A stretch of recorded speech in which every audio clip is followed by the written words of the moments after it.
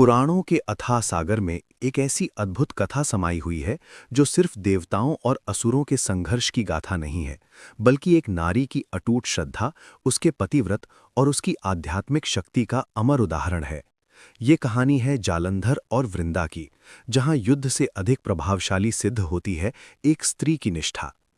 कहते हैं, जब शिव के तीसरे नेत्र से अग्नि प्रकट हुई और वो ज्वाला सागर की अथाह गहराइयों से मिली, तब जन्म हुआ जालंधर का। वो शिवांश था, इसलिए अपराजेय। वो सागर पुत्र था, इसलिए असीम शक्ति और गर्व से भरा। पर उसकी असली ताकत उसकी तलवार या पराक्रम नहीं, उसकी पत्नी वृंदा का अटूट पतिव्रत था। वृंदा असुर कुल में जन्मी होकर भी मन से विष्णु की अनन्य भक्त थी। उसका तप, उसका संकल्प, उसकी पवित्रता ही जालंधर का कवच बन गई थी।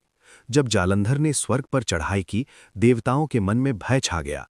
स्वयं महादेव रणभूमि में उतरे, पर हर प्रहार निष्फल हो गया। कारण स्पष्ट था, जब तक वृंदा ध्यान में अडिग बैठी रहती, जालंधर को कोई परास्त नहीं कर सकता था। व्याकुल देवता विष्णु की शरण में पहुंचे। सृष्टि संतुलन डगमगा रहा था। धर्म की रक्षा के लिए विष्णु ने एक कठिन निर्णय लिया। उन्होंने जालंधर का रूप धारण किया। जब वृंदा ने अपने पति को सकुशल सामने देखा, तो उसका तप भंग हो गया। उसी क्षण रणभूमि में जालंधर का दिव्य संरक्षण टूट गया और शिव के त्रिशूल ने उसका अंत कर दिया। सत्य उजागर होते ही वृंदा का हृदय विदीर्ण हो उठा।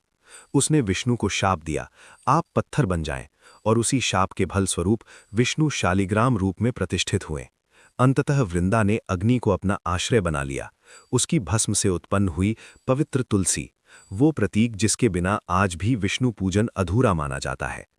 ये कथा याद दिलाती है कि शक्ति केवल अस्त्रों में नहीं, आस्था में भी होती है, और कभी-कभी एक स्त्री का संकल्प ही नियति की दिशा बदल देता है।